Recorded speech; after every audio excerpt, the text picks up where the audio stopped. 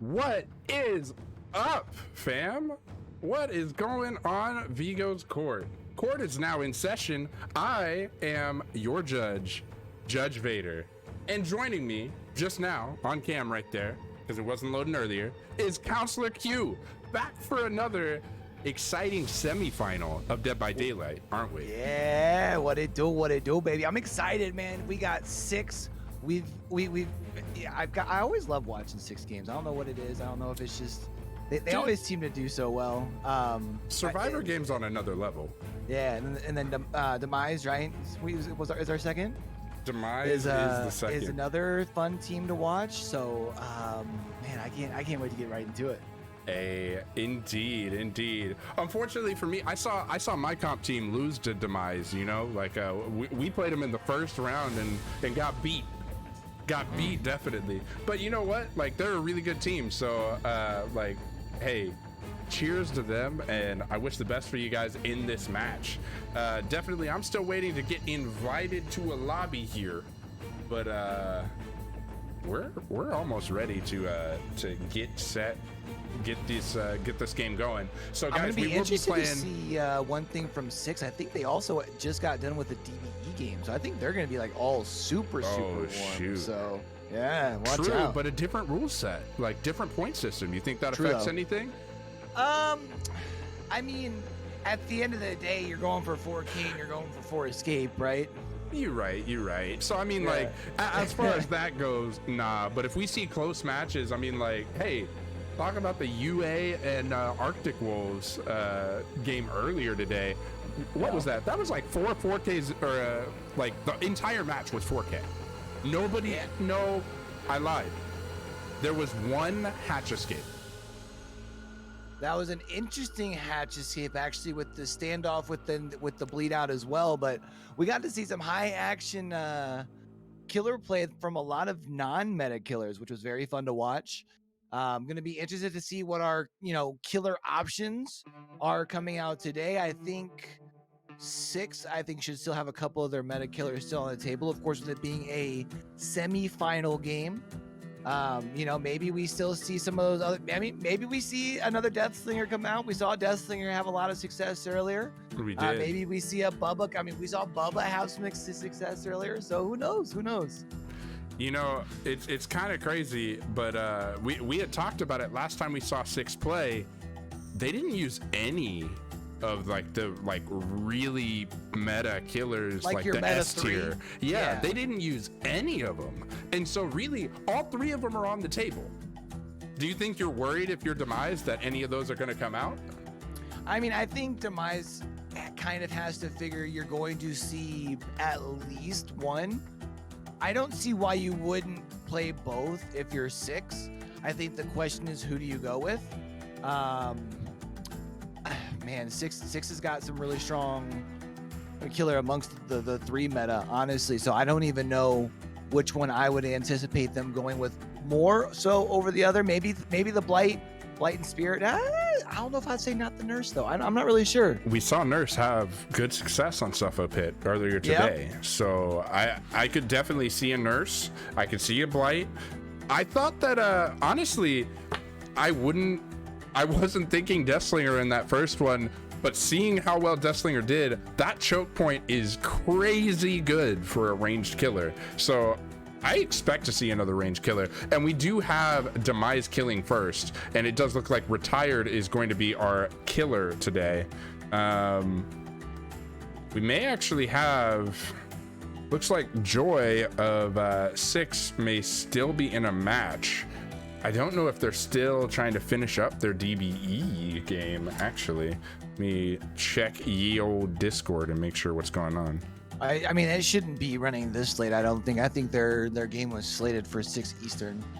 So I would hope that that's not it. I'm sure maybe they just got caught up in a custom game and haven't noticed the time or something. Yeah, for sure. But I am going to be excited. Like you said, with the Suffocation Pit, I think you have a lot of, options on the table. I think Wispy obviously going with the Deathslinger earlier today. I think that's just because Wispy has a very, very disgusting Deathslinger. So it's kind of where it made sense to go with that pick on the Suffocation Pit. but maybe we see a Huntress come out into play. Or again, maybe we just see the meta 3. I feel like Suffocation Pit, I feel like Blight's ability to traverse a map with a full set of 5 charges kind of allows him to negate the size of the map, and if that makes sense. Yeah, indeed. I really don't know what we're gonna see from these killers on Suffo. But you said Demise is coming out as killer first, though, right? Yeah, Demise is. And so really they get to try to set the tone, but as we've seen from the other teams that have faced 6, even if you do have kind of a strong hook showing, who knows, we may see another heel behind the obstacle and get that 4 out, you know what I mean? That was really exciting to see last time. Yeah, I mean, I think we've seen 6 be able to have some resilience and make sure that they're able to kind of come back from a strong performance from the other team's killers for sure. I think the big thing for Demise, with having the ability to set the pace early, I think game 1, now the more I think about it, I think maybe that's where you come out with your strong step. Mm-hmm. So that makes more sense as to why we might see a meta killer here in the first one. And looking back, because definitely we do know who they use. So 6 has used Demo, Trapper, and Billy. Okay. And for Demise, we've seen Wraith, Nurse, and Slinger. So Deathslinger's already used. Nurse is already used. Wraith is already used. That was for 6. That is for Demise. Okay, for Demise. So Demise is the killer right now, so we're not going to see Wraith, Nurse, or Slinger. That still leaves Spirit and Blight, and possibly Twins too. Do Twins we have can the hold same down maps that choke from this point. morning? Yes, we do. So we're playing Suffo Pit first, and we're playing Wrecker's Yard second. I think I would go. I think I'd probably go Blight Spirit, because Wrecker's very, very strong for Spirit, I feel like. Yep. Indeed. Whereas I think, again, Blight kind of helps take away the strength. Although you also mentioned it, I'm not sure how strong their twins are, but the twins can kind of split pressure on. I mean, really, the twins could do good on either, because even the smaller map with the basement in the middle would play out well for the twins too. So I definitely wouldn't count them out for either team, because I think you said neither team has picked them. So. It's been kind of been interesting watching as the twins have kind of been around more and teams kind of get more time. The killers have gotten more time to really figure out the mechanic. You kind of see more and more teams opting to go for the twins. So don't be surprised if we see them come out here in this round. Definitely. I mean, on Suffo Pit, being able to hold down with Victor, find out if somebody's trying to come through that choke point, or chill with Charlotte in the choke point and send Victor out to do your dirty work. I mean, there are some options there. Definitely could be a strong showing for a twins there. It'll be interesting to see who Demise brings against this relatively strong survivor team that we've seen. And I want to see in chat. I want to see what you guys want to see in terms of a killer. While we're waiting to get this lobby set up, go ahead and give me who you expect to see. I'm seeing Freck Dunder. He's saying Blight on Suffo Pit, Spirit on Yard, GG. So I want to see, what's everybody else think? Let me know in the chat. Wrecker's Yard though is also one though I wouldn't be too surprised to see Hunters come out on, because it is an option that we do have. Yeah, I do think the more I think about it though, I don't think if I am Demise coming out setting the tone, I don't think I set the tone with twins. Just because usually with twins, you're usually kind of getting down to that final 3 gen setup or getting the last bit at the exit, whereas if you come out with a Blight, I feel like you're kind of setting yourself up to maybe shut it down and get that 4K at 3 gens, 2 gens, 1 gen versus making a play for the end. Because I just feel like so much when we watch twins play, it comes down to, okay, we've got a couple people hurt, let's retreat back to the other side of the map because we know that Victor isn't going to go all the way over there to the bottom side of the map, right? Fair. It kind of draws out to those games, and those are where we're already at 4 gens done. Whereas you can come out with Blight, and you can, his Blight's snowball potential is so immense that even on a map like Suffocation Pit, you might see him, end the game quickly. While I agree that Blight does have a lot of snowball potential, I think Twins does too, and I think the reason to play Twins first rather than last is if you were going to, let's say, even bring Twins on Wrecker's Yard, if you're Demise, your next kill is the final match of the game and could be the deciding factor between these two teams, right? But if you get in a position where like if you start off with Twins, right, and they're not necessarily expecting it, and they're not necessarily traveling in pairs until after they have found out, and you've already maybe gotten an early hook or anything from Twins, you may be able to cause a little bit of a snowball. Whereas if you do it the last round, I think they may expect it, especially depending on who you bring the first match. Yeah, I don't think though you bring out the Twins in the second round. I think if we were to see the Twins, it would have to be in our first, on Suffo Pit. And the more I think about it, I think it makes sense for both teams to bring Blight on the Suffocation Pit. Then we talked about Demise does have Spirit, and Spirit on stuff. I mean, not Suffocation, on Wrecker's Yard. Wrecker's Yard there's a lot of killers that can be very strong on it. But when you have a Spirit kind of lives there because she can cover a lot of the map in one phase. So really anything's open for her, and when you don't really know where she's at and what's going on, we don't have the directional phase just quite yet, right? And that killer is also on the board. So the more I think about it, I think for Demise you go Blight, Spirit, and then I think you said Spirit was played by 6, right? But 6 still has Nurse. No, 6 has not played Spirit. 6 has not played Nurse. Demise has played Nurse. So both of those killers we named are on the table for them. Okay. For 6, it looks like Freck Dunder is coming in with another suggestion or another expectation here of both teams play Blight for the first match. We go tit for tat on Blight. I think that makes sense the most, honestly.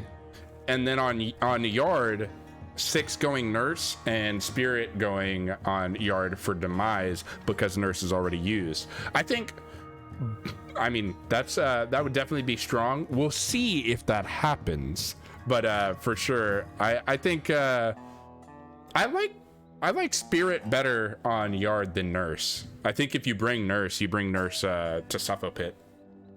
Yeah. I mean, I think if I had to pick between the two maps, if I was going to use Nurse on one and Spirit on one, I would definitely bring the Nurse on Suffo, and I think you still stay with the good old Spirit on Wreckers. I think I still don't see why, especially in a semifinals match. Again, obviously they had to be careful of who they chose to play to get to this point. But at this point, you might as well just pick your 2 best killers on the board, in my opinion. So that's probably going to be your S tier killers that are left. Yeah, I agree with that. We are seeing the survivors finally in the lobby here, ready to go. So we will wait for them to get their add-ons, get their loadouts properly in there, and then we will go ahead and start. Definitely. Man, it's tough to say. I'm excited to see what killer we face, but I think these survivors definitely are going to give a test to whoever you bring. So you gotta be ready for the A game. But before we go into this, who are you taking going in? Dude, I think 6 is just too cracked on Survivor to go against for me. Like I've gotta say, if those survivors put their killer in a good position, it's hard for me to go against them. Yeah, I mean, I definitely think that 6 is a very popular pick. I think if there is a team that I would trust that might be able to come out and steal that momentum from them, though, that they've kind of had in the comp scene recently, I do think that Demise is going to be the one to take it down. So I think it's going to be really important for our killer here in game number 1. It's okay if you lose a little bit of pressure early. You just need to make sure that you keep everything under control and you keep the game at least at a somewhat decent reach, I guess you can say. Obviously, you prefer coming out on the 4K, but you just want to make sure that like you don't let the Survivor team build too much of a lead for the team coming into their killer rounds. Yeah, I could see that for sure. We do see the survivors here pleading with our killer, please don't bring twins, please, in the pregame chat. So definitely sounds like Six might be hearing us talk about possibly having twins, and they're like, oh Lord, please no. And hey, who knows? We're talking a lot about what killer we want to see. We may even see these survivors decide to not bring any of what we're talking about, just like what we saw from the game earlier today between UA and Arctic Wolves. They heard us talking and they were like, oh, you're actually preparing the other team for what I might bring. I'm gonna bring something completely different just because you said that. Well, I mean, that's not fair. I called Wispy coming out with the. I mean, that's true. That's true. With the Death Slinger. But I definitely don't think we called any of the rest of it. No, we didn't. So. We didn't. 100% we did not. Oh man. But let's go ahead and see. It doesn't look like these survivors have their add-ons or their items set for sure. Wondering if that's on purpose or what's going on there.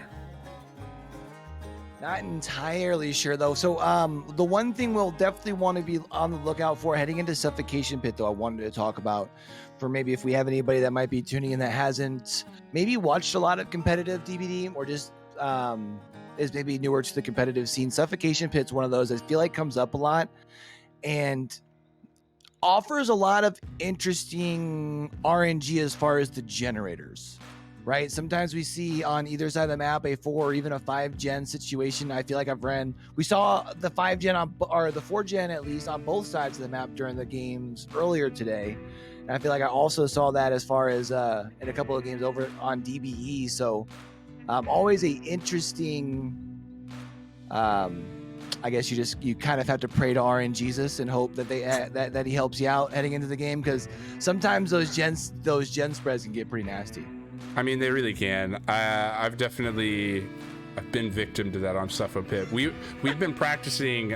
So, comp team I'm on, we overslept. We've been practicing on Suffo Pit all this week, and yeah. Sometimes RNGesus just goes, you know what? I'm on the entity side today. You're dying. It's what's gonna happen.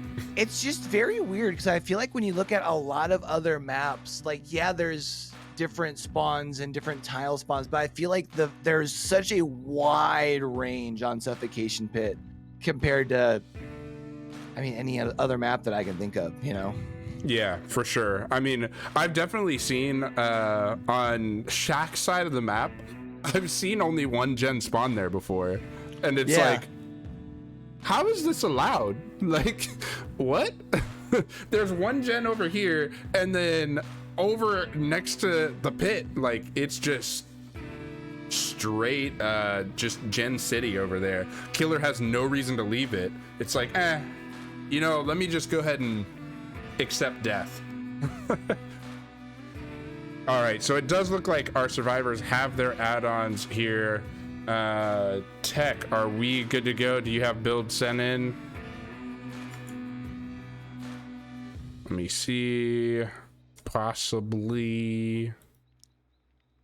I see we've got a couple of survivor, or we've got at least our first survivor ready. We see some items getting into some hands here. Yeah, I think we are good to go here. Let me get out of the survivor role here. Map is set, coin is on. All right, let's go.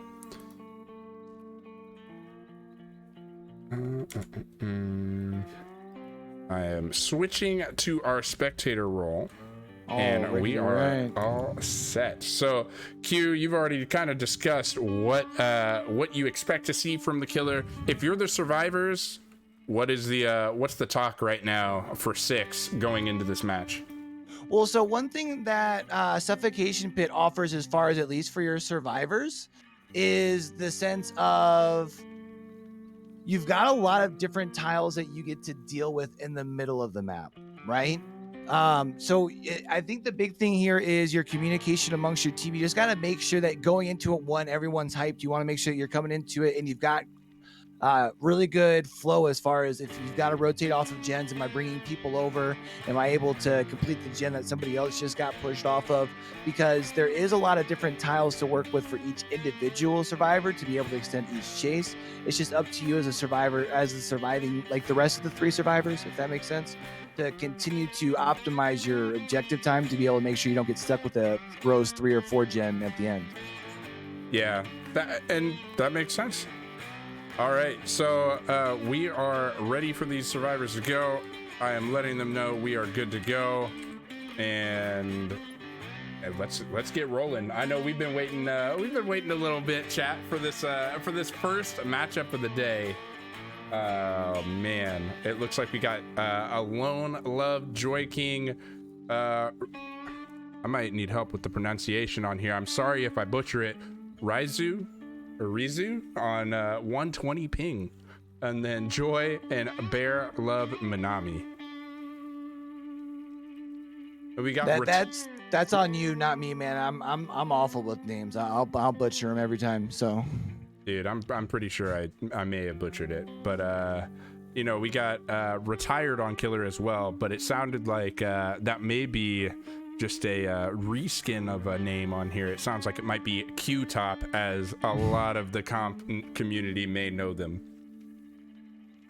And we do see our survivors all here starting to get ready. We got just the last couple here. I'm super excited heading in. I think Suffocation Pit is where you really start to see some separation from team's survivor side of the matchmaking, just because there's so much to manage. The map's very big. If you can do a good job of one, prolonging how long it takes to move into the 3v1 if it moves to that point, and 2, if you can get a good spread in before, or a good spread off your first 3 gens that you complete, it makes the game very, very easy in the back half of the trial. Yeah, and indeed, I mean, like when we saw the nurse earlier, we had the survivors have a lot of pressure early and even mid game, I felt, but then it snowballed late game.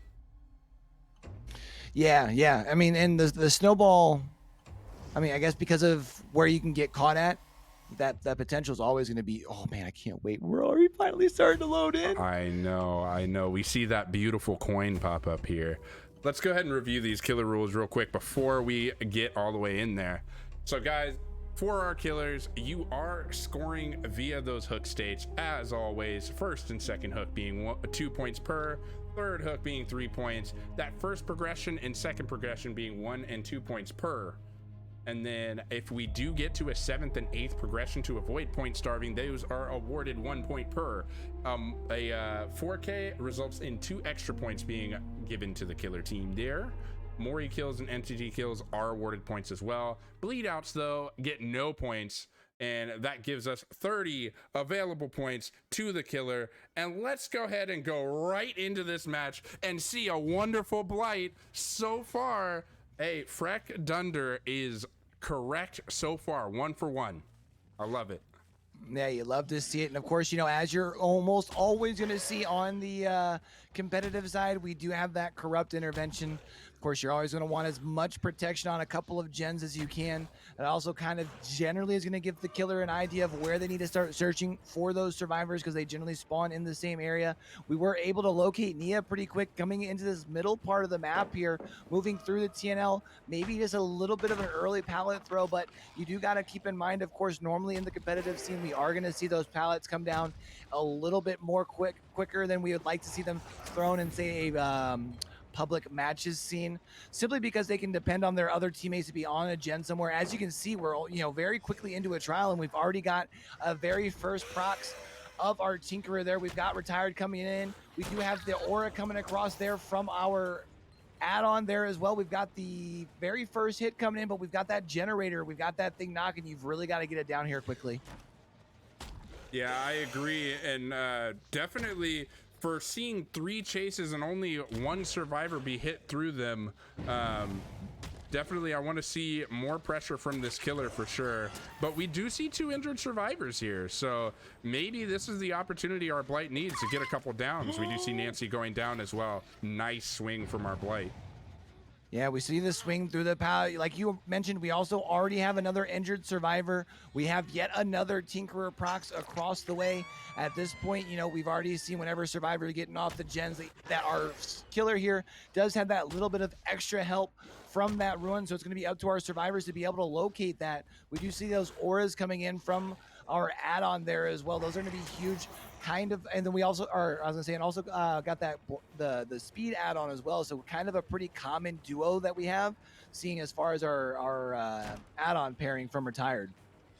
Yeah, indeed. And I do want to note we were seeing one of the gens on the other side pop, which is definitely good, but our corrupt 3 gens were on that side as well. There were 5 gens on that side to start out the map. So as we were talking about how on this map it is very interesting to see that kind of 5 gen happen. They are attacking it well. Yeah, they're doing a very good job moving in with the 2-player save here. You are seeing a couple of hits coming across.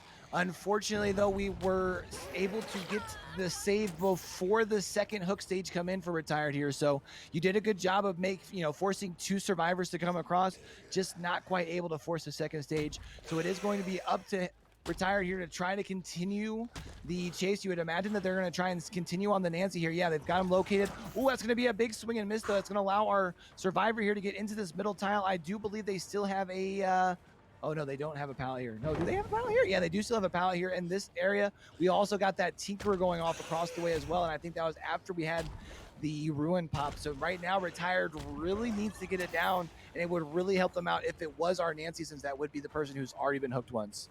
Yeah, indeed. And we are seeing another Tinkerer prop right now. Oh, Nancy hopping through that window, though, and Blight will say, I take those. Nancy going to go ahead and get her second hook right here. Oh, or not. Whoa! With the D, going to get dropped, and that's going to be building some more distance. That's huge. I'm sure Retired probably thought that DS timer had to have been just about up. That's going to be huge. That's going to be a 3rd gen coming across. Now, of course, that does mean that Retired can go ahead and pick up the Nancy this time. Doesn't have to worry about the D-strike this time or for any other survivors that Retired picks up off of the floor for the rest of the trial. So that's the good news. The bad news is your second hook is coming at the cost of 3 gens. This is huge for our survivor team. A lot of pressure coming out. Indeed, and those 3 gens, I believe, are all on the same side, which is exact. Well, no, not quite. One of the gens on the opposite side was done, but there was a lot of gen pressure. 2 of them being on that top side that we're really worried about. Definitely, we see Tinkerer popping off on that other shack side gen, which would lock in the 3 gens here on this side, being the final gens left. Kind of a loose 3 gen for our killer here. And we do see the Blight kind of isn't worried about that Tinkerer proc, just letting it go. Yeah, kind of interesting that you see the Tinkerer proc and then you come across this other gen and both survivors are there. So you do know pretty well where all your survivors are on the map at this point, able to get the pallet down. Retired is going to make the way across here, going to try and secure a elimination here without a second unhook. That would actually be pretty big. We now have 2 survivors here in the map that are both be able to get down on the Meg. I do believe the Meg was the one who had the unhook at first, so that should be a borrowed time here on our Nancy. That does mean that the Nancy should, oh, actually the hit's gonna come in a little bit late. They might actually be able to wait out the borrowed time. That's huge because we don't have, oh, we do still have the pallet here, but of course we don't have to worry about the DS because Nancy has already used it, but the Nancy is going to force the whole extra couple of seconds by taking the animation to pick her out of the locker while we have Tinker going across the way and a player getting off the ground while the 5th and final generator is popped. Holy cow. That was a really smart survivor play, and it's just something we're growing accustomed to seeing from Six, isn't it? Like, just really high IQ survivor plays to guarantee that they're putting themselves in the like best case scenario here. And I think outside of there may have been a few. There was a death in the final match that Six had last weekend, but other than that, like, they had been 4-outing every other match. So we're still seeing like our killer here is able to get a better performance than a lot of the killers of the past on 6 being able to get that kill, but still only 3 hooks here. So if you're Demise, definitely want to get more hook states than 3 here. Yeah, I mean, the good news though is even with only having the 3 hooks, you have already taken away the 6 points as far as the elimination for the one person not getting the escape. So if you can secure a second down here late, you've at least taken the 2 very, very big points away. The only no. Ooh. Yeah, it's okay. So we've got a door open. We've got a Nia over here on the backside. Oh, Nia's now also got a lot of things between them and retired here.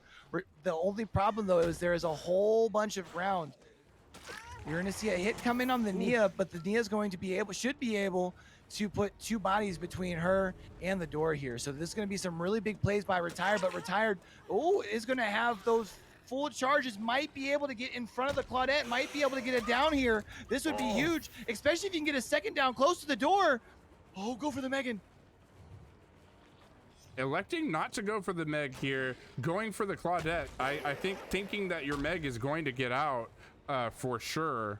But oh my gosh, that was close. Almost caught the Megan coming in just a little bit closer to the trial there, didn't they? Yeah, indeed. And I was wondering if Claudette was actually going to pick up there. That would have been crazy huge, right?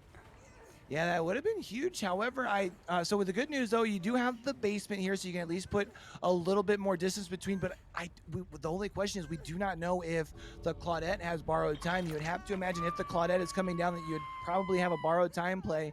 But at this point, with Claudette not being behind the blight, you would have to imagine that we're just going to see Claudette go for the escape here and take the 2 out, right?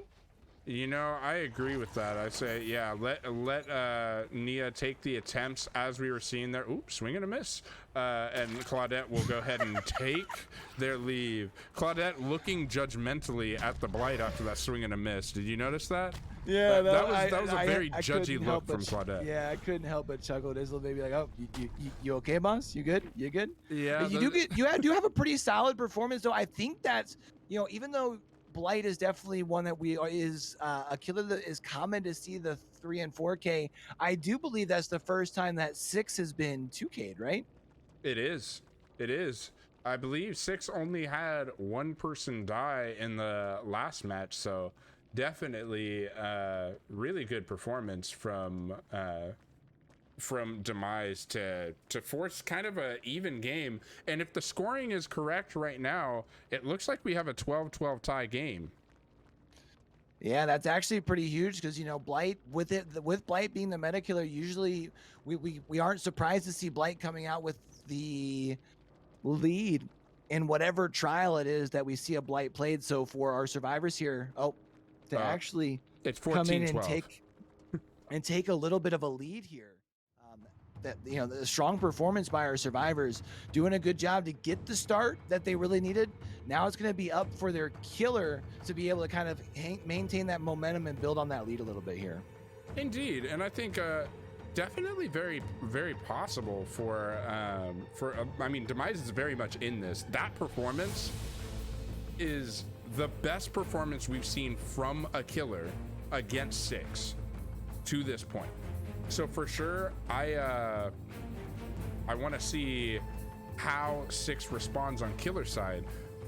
We got to see 6's killer last weekend, yeah, and I mean they did very well. It'll be interesting to see how they fare against Demise's survivors, though. This is shaping up to be a really good match. Yeah, I think the important thing if you are Demise here coming out on the survivor side is realizing that you have you've got 2 games here. So even if maybe you don't get exactly the performance you're looking for in game 2, you still have game 3 to set yourself up for your killer to come out and have a banging performance in game 5. So we're still very far away from the end here.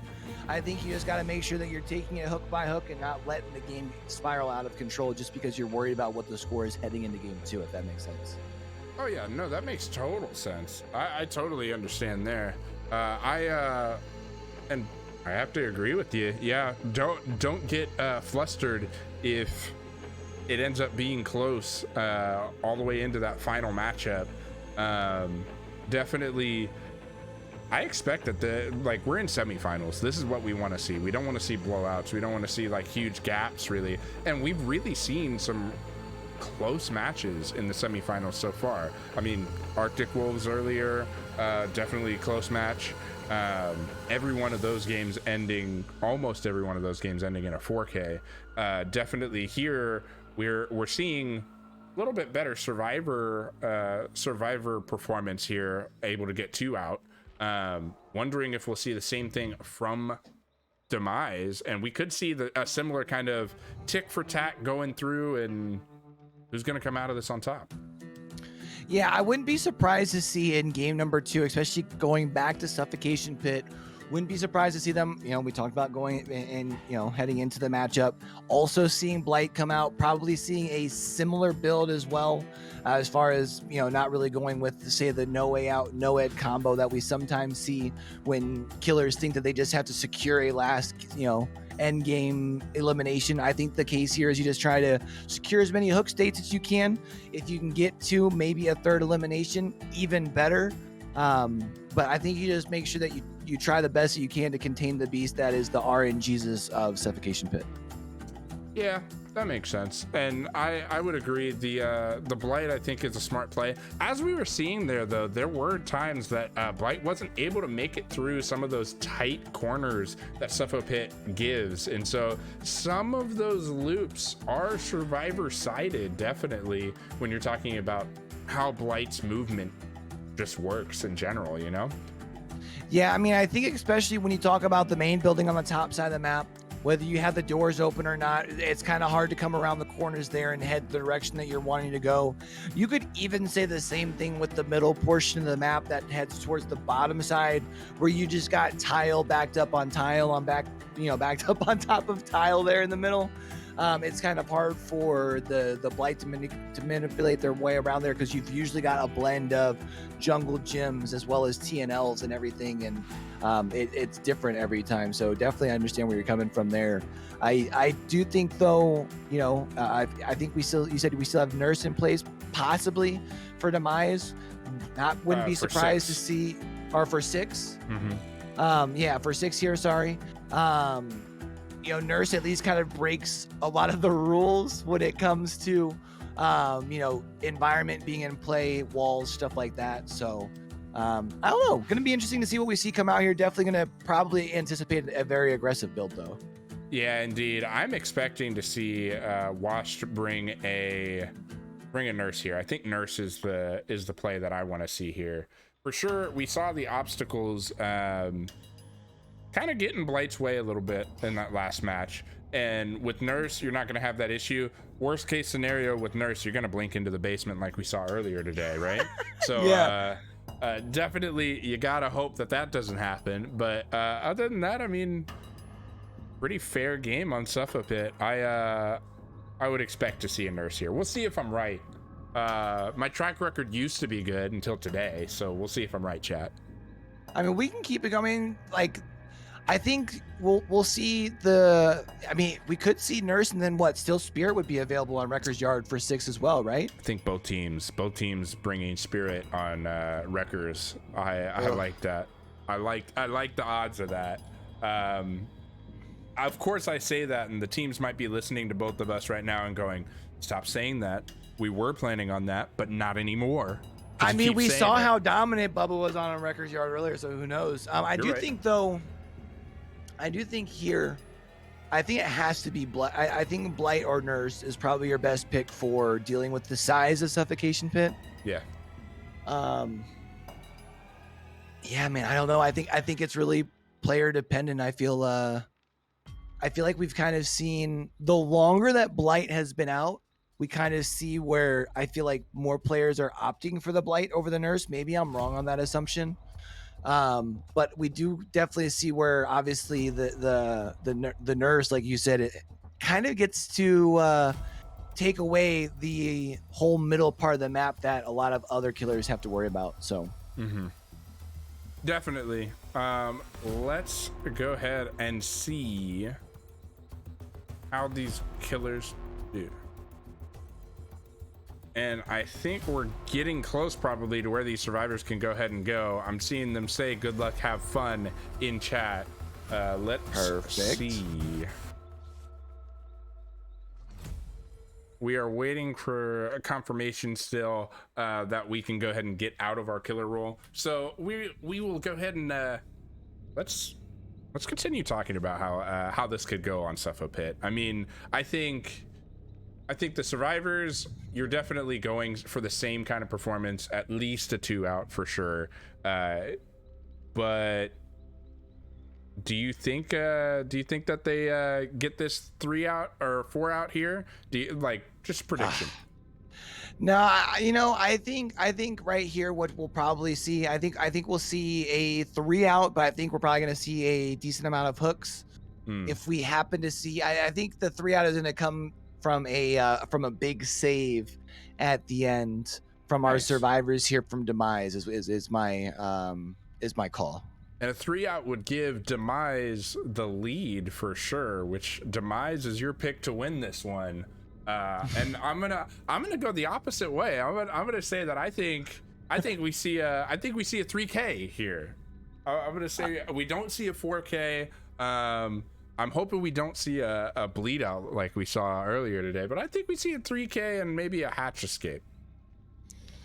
I like it. So it looks like we've got our survivors ready here. I'm sure we're just making sure we've got everything confirmed build wise, and then we should be good to slide into that spectator role so we can go ahead and get into this game here. I think we're just waiting for a confirmation. I think it was on either a coin or some builds here. So it looks like we're getting one step closer here. I don't know. Maybe for all we know, maybe it's because the killer's still, making a last second decision on, well, do I want this killer? Do I want that killer? We saw our survivors for 6 came out and had a decent performance. So now it's just going to be up for Demise to be able to try and match that. So it looks like we're loading in. We finally ready to go. Indeed, I saw in the chat the killer did confirm they have cut coin. They've got the map set. We do see that cut coin. So let's go ahead and review what 6 can do to take this lead, or what Demise can do to take this lead back from 6. So guys, these survivors for Demise, they're looking to get these gens done and in a hurry. 1 point per for the first and second gen. Third and fourth gen being 2 points per, and the 5th gen at 3 points. And then they're looking to escape. Those escapes are really valuable here on Vigos. First and second escape being 1 and 2 points, but those third and fourth escapes being worth 10 points together at 4 and 6 points respectively. Survivors that escape and are hooked once or less get a bonus point there. So that's 26 available points for our survivors. So let's go ahead and go in here, and oh my lord, we have another blight. 2 for 2 for our friend Freck Dunder, having 2 blights played on Cepho Pit. Wow, look at that. We got a psychic in chat. I mean, to be fair, I called it too. Good call though.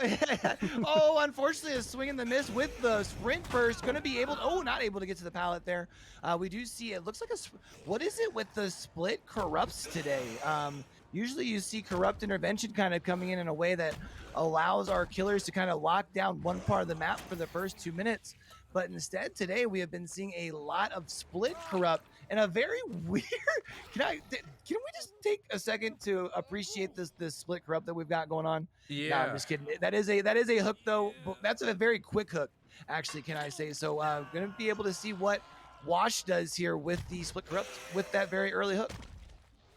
Finding another survivor here very quickly is what he's gonna do. Survivor on this side, working on one of those gens. That's kind of the benefit of corrupt not being on this side, isn't it? The survivors end up trying to pressure this side where you are already, and you're able to get another down, ending up having a survivor trade here.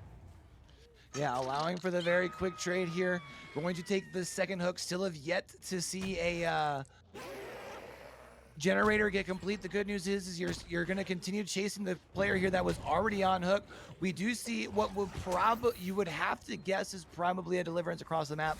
We'll have to wait for a couple of seconds here to make sure that it was not a second wind save and it is indeed a deliverance. Oh, but a hit through the window for Washed. That's going to be huge, especially because that would be a second hook already onto a survivor here for our survivors. Yeah, that's crazy too. That's a really good pressure from our killer here at 4 gens, already having 3 hooks there. Survivors, though, returning that pressure right back, saying, hey, we're working on gens, don't worry. Definitely really good to see. And can I say, Retired got a really good little blind there from the firecrackers. Yeah, definitely had the nice little firecracker play. It's one of those things that you don't really see too often, even though obviously it's usually the 4th item that is brought into most trials and competitive play. So it's always nice to see when you're able to, because obviously you only have one shot, right? Yep. One opportunity. Something about mom spaghetti. I don't know.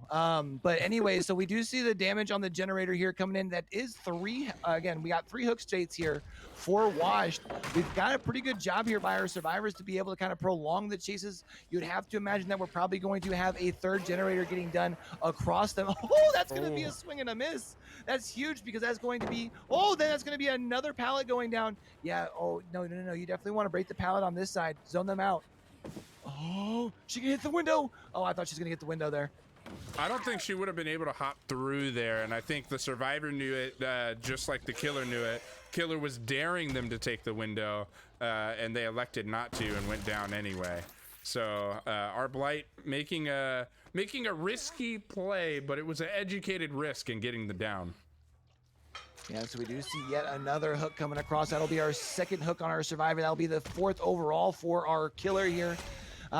We haven't been seeing any of those auras here like we saw from our last killer. We are seeing the blighted crow, blighted rat. That's also probably, I would say, if you're not running the compound aura reading, then this is definitely probably the next most common duo as far as for the add-ons here for our killer. Definitely really good combo to use for suffocation pick. It's going to allow you to get just a little bit further, obviously, as well. And we haven't really seen Wash use that ability just quite yet, but Wash has done a pretty good job of continuing to keep a survivor buried back here in the 3-gen area.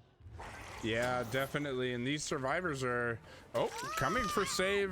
Gonna take the trade here, it looks like. Definitely. Are we gonna check and see that BT? Nope, we're just gonna go ahead and hook this survivor here. Sometimes I like seeing if a killer wants to try to get the grab on somebody vaulting there, knowing she was gonna take the window. Yeah, we do see, though, that is going to be a fresh hook coming in across the way. That is going to be hook number 5. Wash doing a good job of spreading the hook pressure just a little bit. I do believe it is the Jake, if I'm not mistaken, would be the only survivor at this point without a hook state. Is that right? I believe so. Or the Quentin. I believe that's right. These survivors definitely are doing a good job of making sure that those hook states are not all on one survivor, though. Remember, you still get that 1 point per survivor as long as your killer or as long as your survivors have taken only 1 hook or less. So even if they get hooked once and don't go to 2nd, they still get that extra point. Right. So we do see that unhook coming in here. So here's going to be the interesting part. Washed has done a good job of playing themselves into this 3-gen. Not exactly the most friendly of 3-gens that we see on Suffocation Pit, but it is a 3-gen nonetheless. We don't have any generators at this point, it does not sound like, past that 50% mark. The only bad news, though, kind of like we talked about heading into the matchup, Suffocation Pit, now with the 3-gen being on the top side of the map, now you have the whole bottom side down there that the team can just retreat back to and get those precious resets. Yeah, indeed. And as Blight, if you go down there, then you're possibly not able to get back in time before 2 survivors can go ahead and pressure out gens. We are seeing 2 survivors down here taking the chase and getting a stun as well, extending the amount of time that Blight is away from that precious 3-gen. Yeah, you know, kind of surprised to see Wash continue to take the chase here. I think the reason being, though, if I'm not mistaken, I think when we were talking earlier between the Jake or the Quinn, I think the Jake was the first one that was hooked, which does mean that Jake is going to be the one that's actually on death hook. So you're going to continue to prolong. You're going to take the longer chase down here in order to secure the elimination. The good news is, if that is an elimination there, that would be putting retired up and getting them out of the map and putting the taking the hook that's kind of away from your 3-gen situation. That way you're not stuck in a situation like we saw in both games on Suffocation Pit this morning, where you had no hooks around by your late game downs. Oh my goodness, no way. They got the hit through the pallet stun. And remember, guys, if we see a death here, I think we can actually see a tie. Yeah, because that would be 2 more hook states, which would put him at 8 hook states. If you're Blight, I say camp this survivor on hook. You keep the lead at that point. Nah, did you just see these doors here? You've got a hook You're survivor right. between the 2 doors. You're Honestly, right. man, I don't know what kind of door RNGesus dance Wash did while we were in the lobby back here, but my goodness, you've got both doors right here. The only bad news, though, is both of the survivors that are in the trial are both full health, and unfortunately, with the unhook coming across the way, we see the adrenaline value as well. So that means now, even though you were able to get a hit onto the Quentin, now you still have 2 full health survivors in the trial. You'd have to imagine that they're probably going for that other door. That does mean, though, this hook would be huge because, of course, Quentin is a fresh hook. Matter of fact, if you're Quentin, the last thing you want to be doing is running. Oh no, you gotta make sure don't let him get the distance there.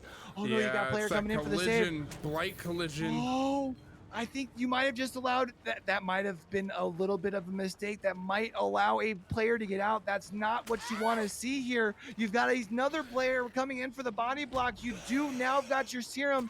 You might be able to get across. Ooh. That's okay. You don't want the down. The last person that you want down is the Quentin. The person who just went down, I believe, is also on death hook. So that's going to be huge. A good play by our survivors here to at least make sure that they are able to get the most points by getting Quentin out the door there by Ultra. The only question, why are we waiting out here? Haven't we? We've already seen a D-strike, right? No. Oh, the D-strike we saw was last game. Yeah, so we might still have a DS here. We're worried. Oh, this could be clutch here. Yeah, because that is actually, I think, oh, that's a very fast crawl too. You'd have to imagine there's got to be DS. Pick up. You got to pick him up here. Go ahead. Are we going to see it? No, we do not. All right. So for our killer here, let's go ahead and count these points up. I think that will result in a tie, being that there are 8 hook states. If my math is correct, then we will come out of this with a tie for this trial, which would result in having the same point spread of only 2 points at the end of it, right? Yeah, which, I mean, if that's a tie there, that should result in 6 maintaining that 2-point lead that we saw in trial number 1. Still, though, not a bad performance by your killer. You were able to get 8 hooks. You know, you got your 2 eliminations. Honestly, I think this is one of those situations where you look at it, and I think it just shows the experience on both sides, the killer as well as the survivors. I think this is one of those where you look at it at the end, and I mean, obviously it's a tie score, so it's easy to say that it was a balanced trial. But I think the eye test can tell you that even without the score, right? Yeah, indeed. Like, and I mean, we said balanced trial. This entire match has been balanced so far. Like, whew, these survivors, they're still like we said, a 2 out on both sides here. It's a really even matchup. I just can't believe how well this is working out for a tournament to be in the semifinals and feel like every game is going to go to the 4th quarter, you know? Yeah. And just to kind of clarify, just because I see some questions coming across in the chat, when we were mentioning a tie, we are talking about a tie for trial number 2, not a tie after the collective of the 2. We will definitely still see 6 maintain. I do believe we're waiting for an official score update, but we should still see Six actually won that trial by 5. It looks like we had a couple more hook states secured than the other one. I guess maybe we had thought that they had gotten 8, maybe they only got 6. So 6 actually going to be able to build on that lead just a little bit. We see now updated a 7-point lead for 6 after 2 trials. Yeah, definitely. I think that where I got confused was I was counting progressions rather than hooks. Because remember, having an unhook happen and getting rehooked, similar to what we saw with our I think it was Nia. Nia actually got unhooked instead of progressing to death. She got unhooked down again and then ended up being final hook of the game. That actually does award more points than a progression. And so that actually goes ahead and gives us our little extra points there, allowing to extend that lead. So actually really smart play by the killer to go ahead and get that out of the way. Yeah, you know, we see 6 being able to build. You know, we talked about had a 2-point lead heading into trial number 2. Now builds up a little bit. Now we're sitting at 7. The good thing though for Demise is, I mean, 7 points with 2 trials left is nothing to really start sweating. You know, I wouldn't be going into trial number 3. You know, obviously you got to have a little bit of a sense of urgency moving into game 3 because there's only 2 trials left and we are in the semifinals here. But I mean, 7 points is easily attainable as far as coming back from that lead, you know? Indeed, I agree. It is definitely something you can easily come back from. Any strong survivor or killer showing at this point from one trial can get you right back in this. I think if you are Demise, you're wanting to gain some of that ground back to ease the pressure on your killer for that final trial, or just completely knock it out of the water. Of course, if you can, go ahead and put all the pressure back on these survivors. For 6.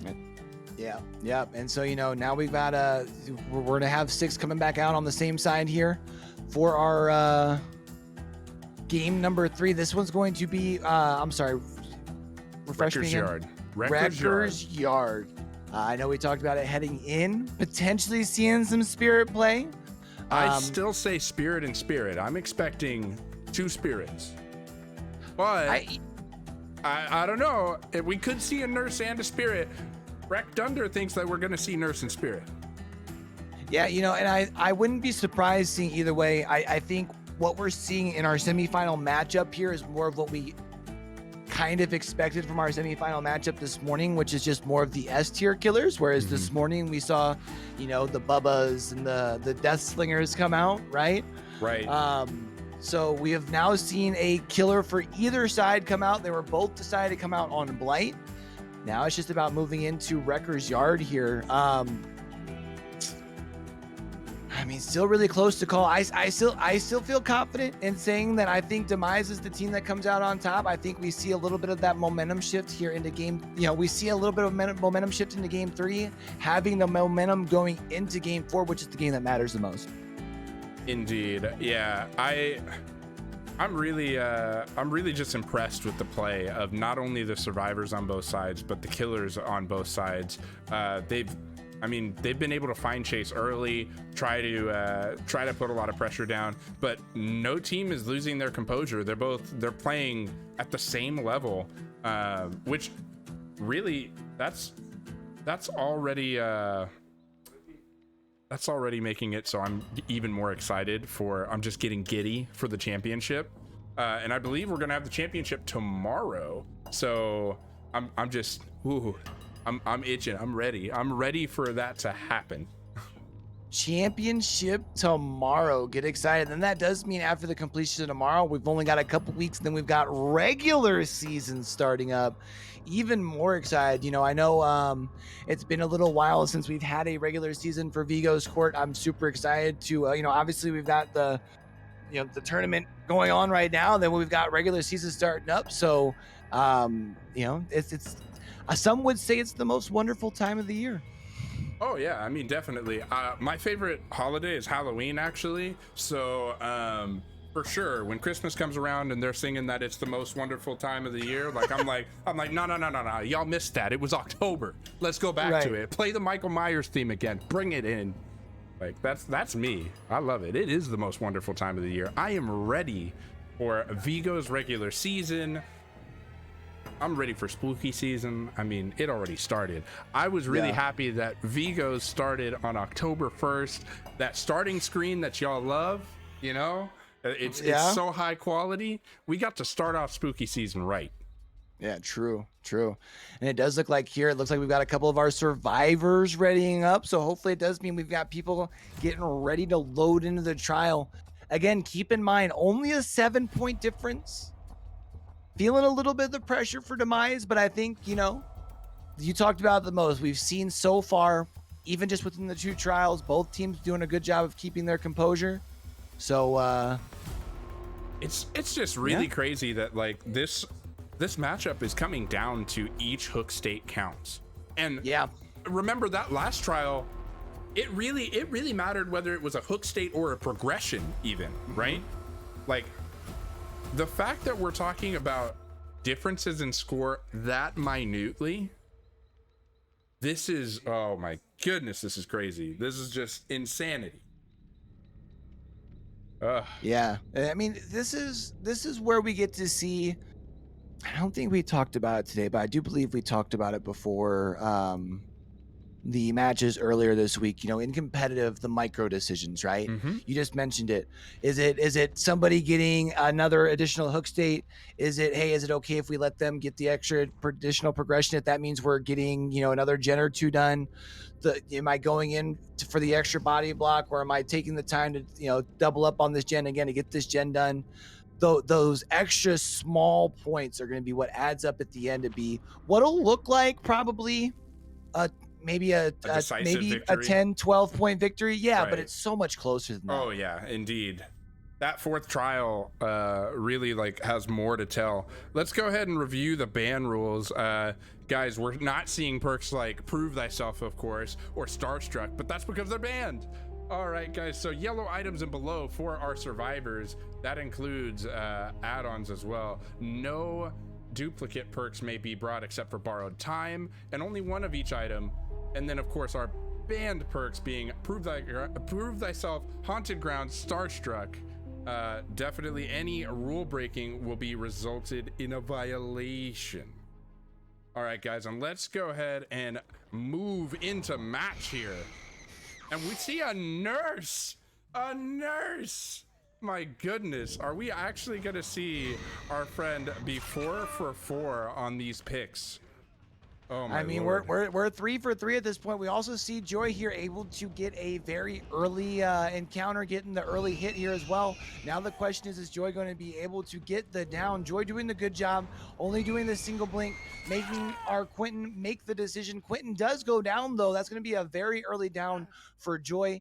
The question is anybody close for the save with either a flashlight or a firecracker? It looks like the answer to that is no. So that's going to be a hook number 1. And we see right over across the way here at Pride Rock that we have a couple of survivors here. However, we do see while they happen to let go of the gen, no sparks are flying. That means no ruin in play here. So it's really going to be up to Joy to make sure that they get the hooks as quick as possible.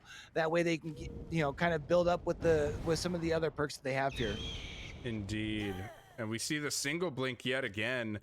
Really a powerful tool Nurse can use to go ahead and make a survivor double back just like that, where you're in a better position to try to, well, getting stunned here, but in a better position to try to down them overall.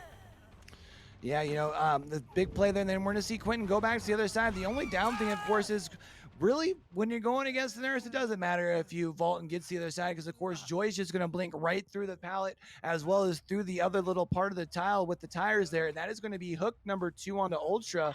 This is huge because that's hook number 2. I was going to say, and there's no gens done.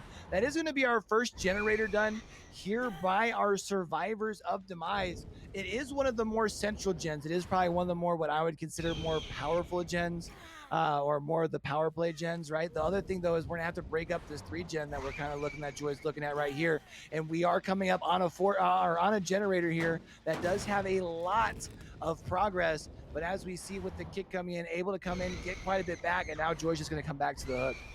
Indeed. And yeah, definitely with that kick, it looks like we are applying Pop Goes the Weasel with that. So these survivors are going to need to go ahead and, you know, really take those hook states lightly. You don't want to have too many of those happen.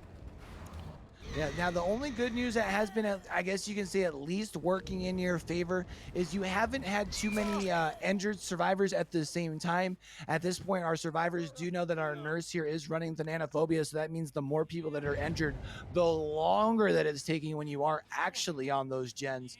I feel like the Nanophobia is one of those perks that we're kind of seeing more moved into the meta. We've kind of see it here and there like we used to see it, but I feel like recently we're starting to see it more on the meta killers just because it allows for so much more slowdown even if you aren't running Ruin and Undying. I agree, and I think as we've seen from a lot of our, oh wow, what a blinking down here, but as we're seeing from a lot of our killers even today, there is a little bit of a non-committal to chase sometimes and leave a survivor injured. So I think that's why we see Thana go ahead and return. And that's actually an elimination. I didn't realize that was Ultra that went down, but that is a survivor out of the game early here. So definitely Nurse putting a lot of pressure down, going back, kicking this gen with Pop yet again. Or maybe not finishing the kick there, maybe? I mean, you know, Joy figured that they already got one player eliminated so early. They were going to go ahead and give the survivors just a couple extra seconds by kicking the generator twice. You know what I mean? Yeah. We do see, though, that generator getting it done across the way. As you mentioned, our killer here, Joy, did do a very good job of getting Ultra out of the game at still 3 generators left needing to be completed. And we see that Joy has a very strong 3-gen setup here across the way. We do see a 3rd gen getting done. The bad news for Joy, though, is of the 3 gens getting done, the one that has not been completed yet still is the one that Joy has kicked twice with Pop Goes the Weasel, which means that generator is still going to be very close to being done as well.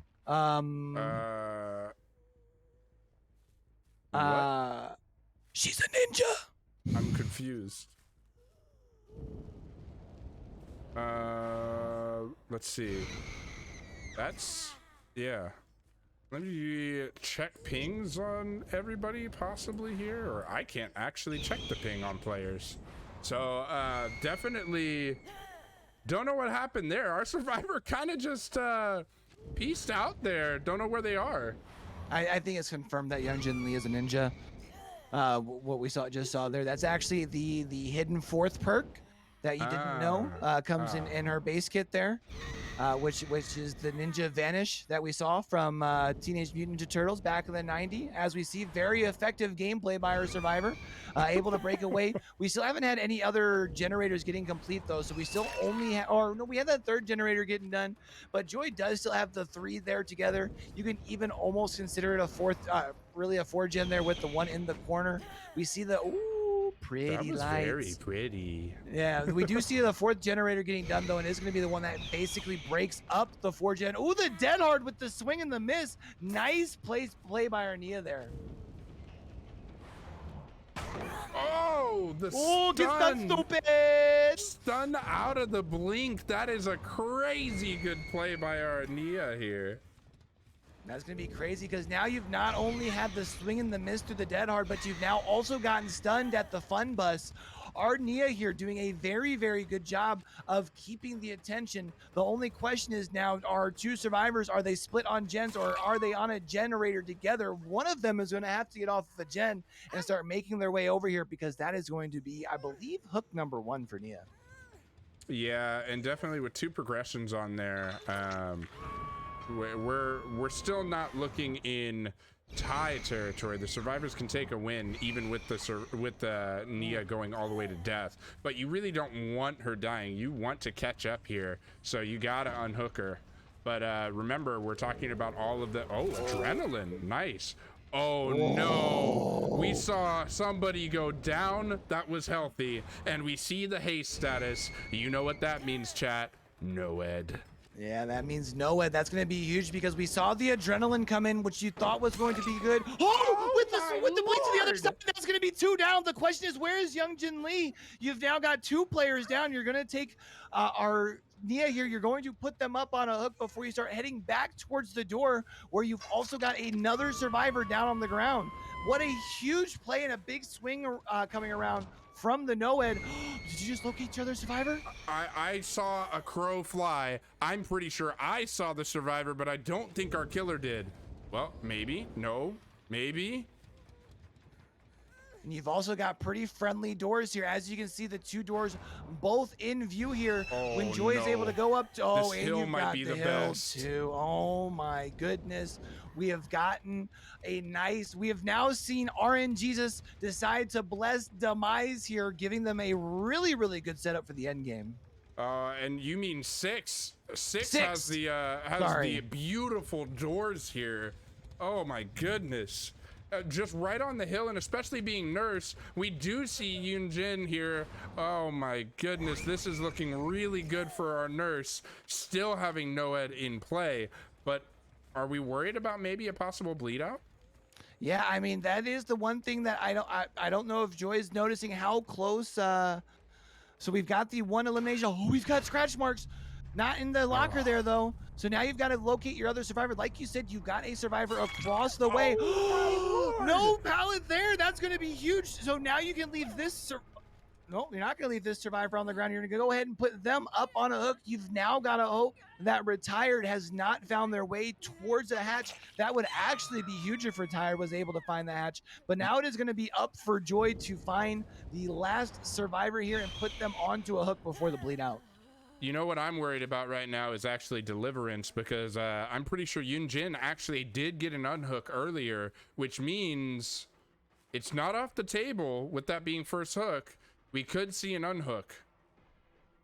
That's tough too, because that does mean that Joy's kind of in a situation with that bar being where it's at. You're again, you mentioned it earlier, kind of got to start worrying a little bit about the bleed out. Because you don't know where the survivor is. They were able to crawl for a good amount of time at this point. But if you're 6 at this point, knowing that you're getting the 4K, they're not going to have any of those escape points. Are you worried about that possibly? There is the Deliverance that I was thinking about there. So we are seeing that. Nurse is going to go ahead and get that down and look for this other survivor possibly. We'll see if they find him in time, but luckily the bleed out timer of ebb and flow is wide enough that I think they'll have time to try to get both. Yeah, you know that. Oh my lord. Able to find the survivor that was on the hatch though, nonetheless. Oh, put him up on the hook. Here we go. And that is going to be a hook for Retired, and then that does mean that Joy is going to know just about where ebb and flow is. That is going to be a 4K here, as long as it looks like Joy is probably going to wait out the DS timer here. That's actually going to be smart. Yeah, that makes sense. Do you think that this could be a unbreakable play instead of a DS play though? No, because I feel like we probably would have already seen the unbreakable come into play, right? Maybe. Who knows though? Maybe they're waiting for Hatch to open and it's Unbreakable Soul Guard. But we see the pickup before Hatch would open, so we'll never know. Yeah, no DS to worry about here. That's going to be up on the hook. You go. And that is going. Chat, I'm not sure what resolution y'all are watching it in, but this does indeed look like a 4K to me. That's going to be a nice performance by Joy coming out, really putting a nice lead for 6, heading into the 4th and final trial. Dude, I'm upset with myself that took me a second to get that. But that was great. Let me just tell you, I was like, resolution? I'm pretty sure it's 1080, dude. Like, I don't know what you're talking about. Oh, 4K. Oh. Yeah. Yeah. Dad jokes on Swole. Dude, I love dad jokes. I'm a dad. I love them. So, like, anytime you hit me with those Q, yeah, I'm game. Like, just lay them on me, dude. So we see, wow, just a very, very strong performance by the nurse. They're able to come out here, able to, you know, it almost looked like there for a second you had to worry about maybe a desync that could cause some issues, but instead still getting the 4K. So, you know, coming out on top. You love to see it. Yeah, indeed. And anytime those, I mean, at that point where the desync kind of happened, I don't know, it would have been up to the players on whether or not they would have wanted to try to do a restart or whatever, and elected not to. And you know what? Coming out with the 4K, I think that's a good decision. Yeah, and I think what you saw there too, though, was it actually, you mentioned it before we even went into that last trial. It would have been very easy for a lot of people to be in the situation that Joy was in and start to lose a little bit of composure, because momentum was in the survivor side. Then of course you have Noed come out, and then you turn things around and put 3 survivors on the floor and put them up on a hook, and you're walking out with a 4K.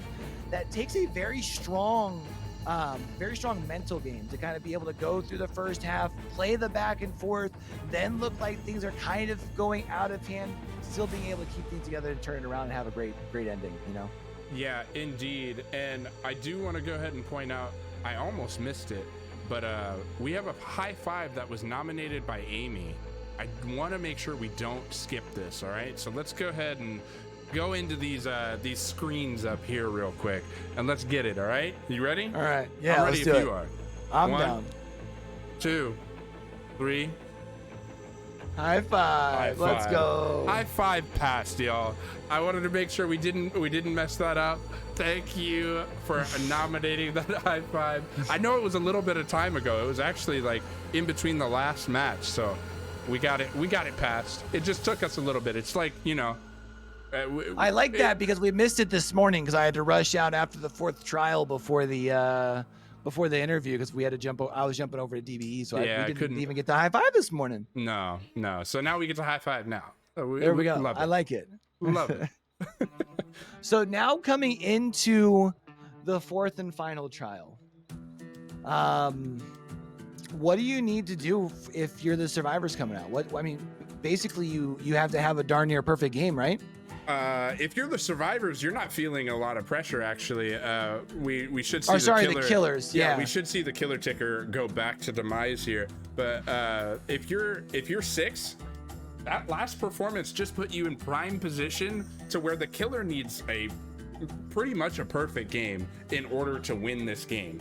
If they have 4K with all progressions, that puts them, that'll give them 28 points, I believe, which puts them at 62, which, I mean, looking at the score here, I would say basically 6 really they'd only have needs to 3 gens. 2 gens? Yeah, 3 gens to 3 gens lock would the be gen a up. tie and send us into a sudden death. But really, 6 could go ahead and try to put this out of reach with 4 or 3 or 4 gens. All they need is 4 gens. Then they could all die at that point, but it doesn't matter. Yeah, and that's even after we saw, the same survivors that we're talking about here only needing 3 generators to be complete, had a very good performance against a Blight on Suffocation in the very first trial of this matchup. So now we're going to be on Wrecker's Yard here. It's a little bit tighter of a map than compared to Suffocation Pit. Probably with the spirit. I mean,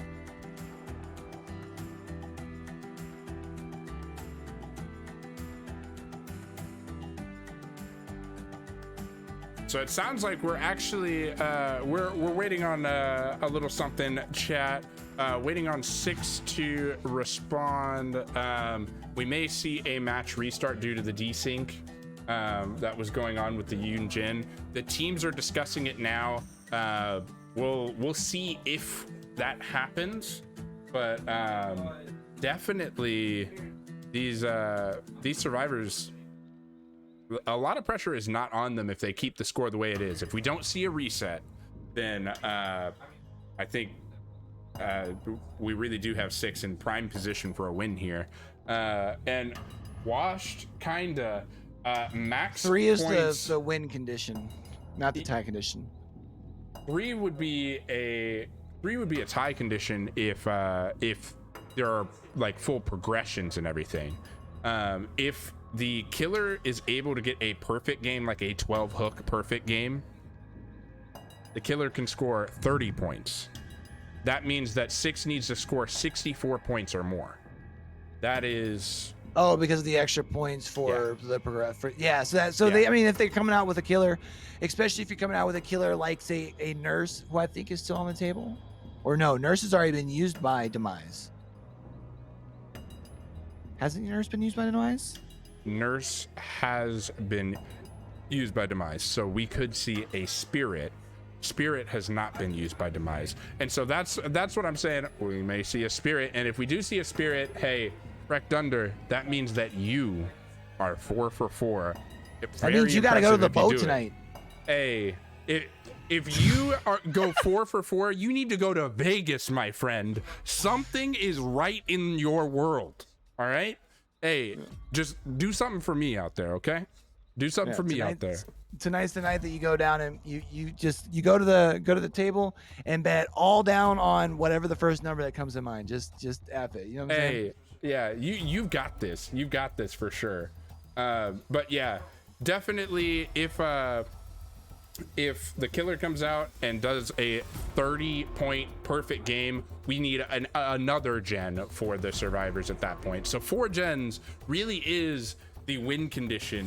We're not 3 gens. So you are wanting to complete 4 gens if you're 6. Right. Which at that point, you might as well get the escapes, right? Right. True. I think, man, this is tough coming into Wrecker's Yard. You don't have a blight, you don't have a nurse into play, which would probably be the 2 killers that you would want to have for a situation for a 4 slug scenario, which is kind of what you're going for here. That's where I was going to head. If you feel confident in your twins, wait, has Demise used twins? I need to look back. I think they might have been the team that used twins. I don't know. Because again, just because twins usually the twins gameplay usually comes down to at least 4 gens getting done, and 4 gens is your win condition. So I don't know if. Oh man, I don't know. They didn't. They used Wraith, Nurse, Slinger. So twins is on the table. We could see a twins. Try to see that 5-gen slug. Like I said, like if you can get that 5-gen slug with all the progressions and everything, you still have the potential to score 28 points. So what did Bubba 4K at on Wrecker's Yard yesterday? Yesterday? Or no, was that this morning? That was this morning. Sorry, everything is kind of blending together. Well, remember, Bubba got a 3K, not a 4K. True. Bubba was a 3K. That was that bleed out. That was that bleed out play. Mm-hmm. No, which means it was a 2K, right? Because wasn't it a bleed out that led to a hatch? Or no? Well, I mean, technically, it's still a 3K, but I mean, like points wise. Yeah, the bleed out doesn't count. Right. And I have. It does sound like we've just been informed that we are indeed going to be moving into trial number 4. We have not had the option for the restart to be taken up.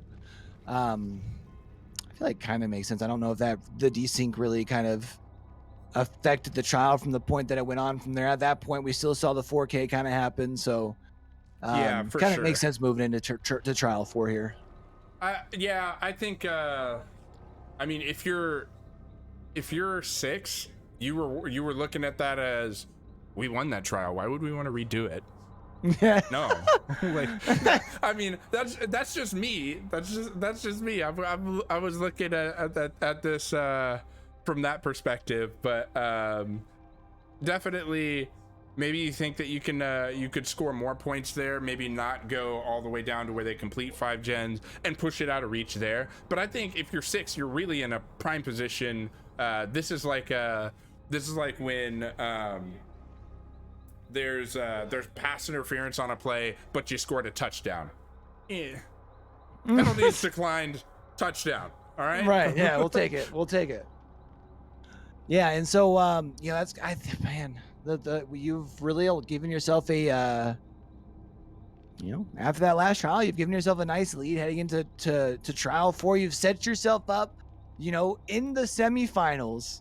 You've made it this far. You're now heading into game number 4 here.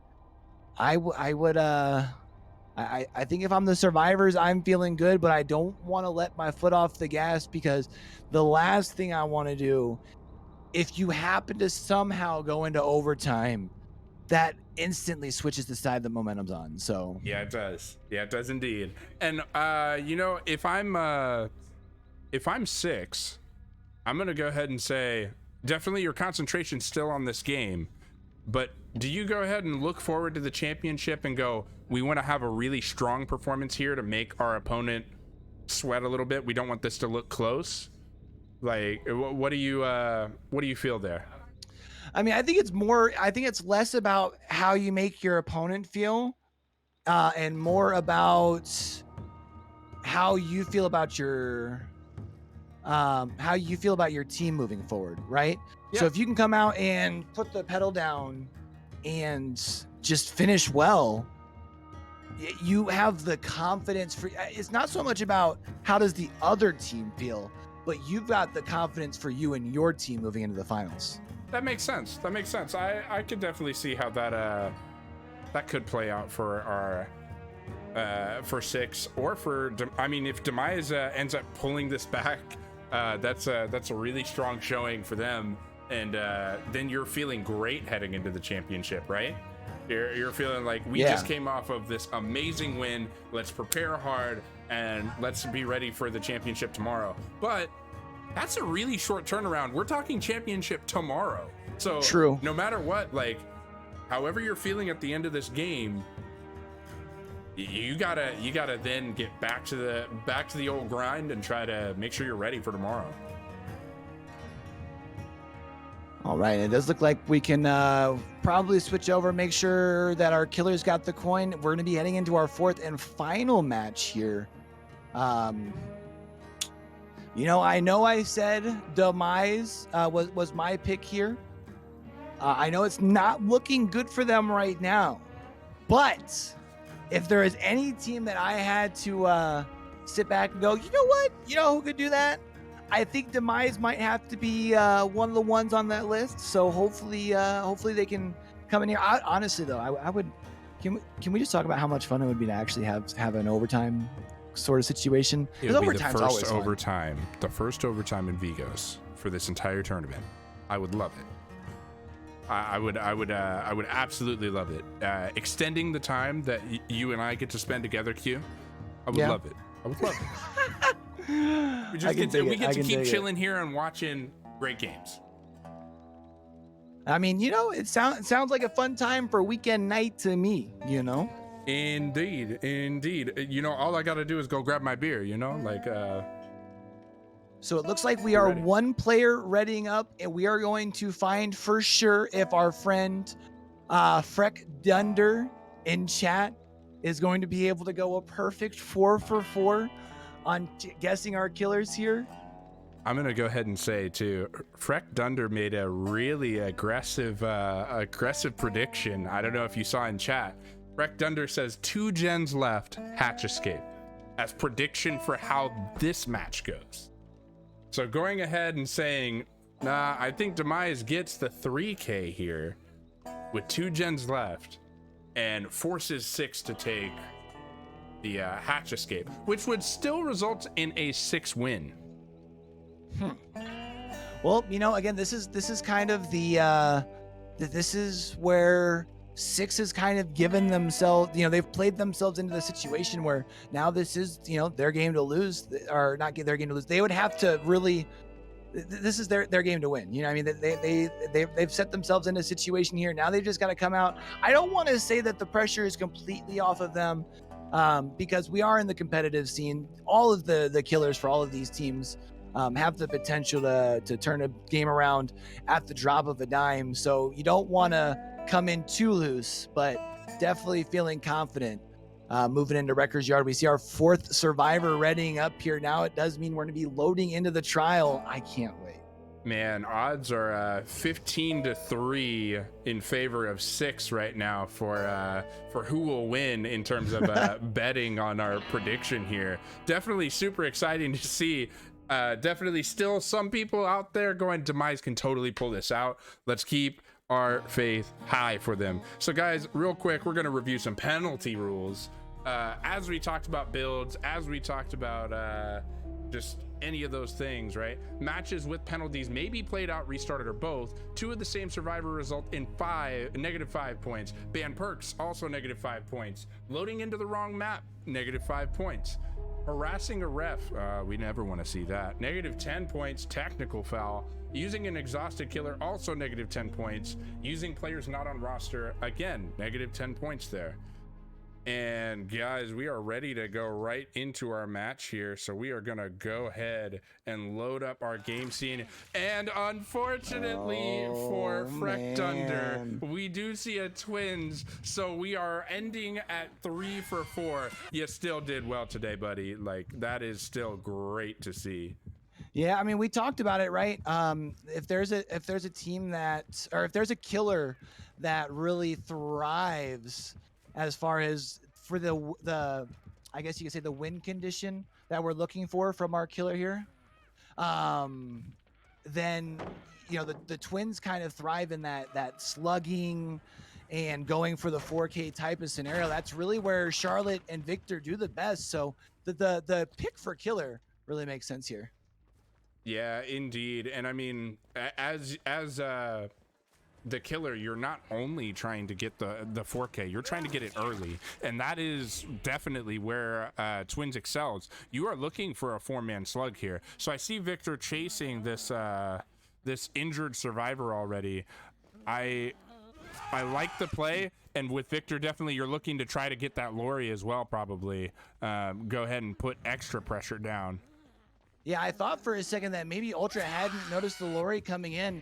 Instead, I think they just tried to bait the Lori into coming just a little bit closer there by kind of almost starting to walk away. That is going to be our first generator, though, getting done across the way. So that does mean that oh, I was gonna say I was kind of surprised to not see Ultra continue to go for the second player there instead. Oh, went for the pickup and able to, yeah, nice swing to avoid the pallet stun. That would have actually been huge for our survivors if they would have been able to get the pallet play. But that is going to be a second generator getting done across the map. Yeah, that is such a high IQ play by these survivors to go, or by the killer to go ahead and swing out of that pallet. It's not every day you see a killer swing out of a pallet to avoid the stun, but man, what awareness and like just a great play from Ultra here. Yeah, so we do see Ultra, you know, they're going to go ahead and get the one hook. They are going to let Victor out here. We have the heal coming in just in time. Talk about being like, if that heal would have taken 2 or 3 seconds longer, that would have actually been down there, which would have been huge for our killer.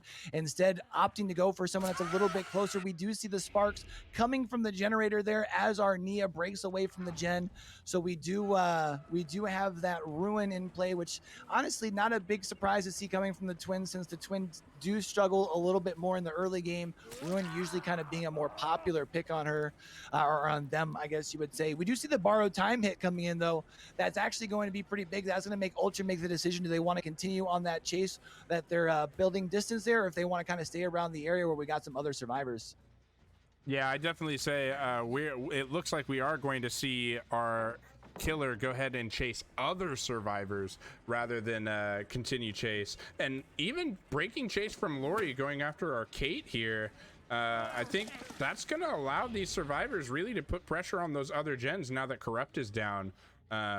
We do see Victor coming out here, maybe to apply a little bit more of that pressure, try to get a slug or something here, and we do.